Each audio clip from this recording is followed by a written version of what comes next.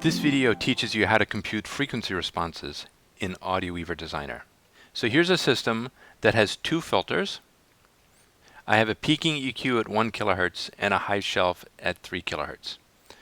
What you can do with any filter in Designer, you can right-click and say plot frequency response.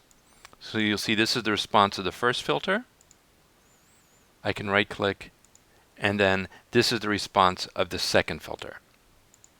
Now sometimes you'd like to go a step further and get a frequency response between two different points in the system. Let me show you how to do that. So I'm going to delete these two wires. I'm going to right-click, and I'm going to add what's called a marker module. So a marker module really just identifies a wire inside the system. I'll add another marker module, and then I'll just propagate all the wire information here. What I'll do next is I'll go to the Tools menu, and I'll say Measurements, New Measurement, and I want to make a measurement from marker 1 to marker 2.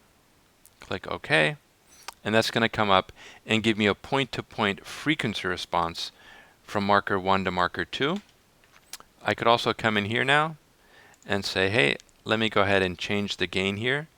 Instead of 6 dB, I'll have 3 dB, and then I can hit the Update button, and that'll update based on the latest settings.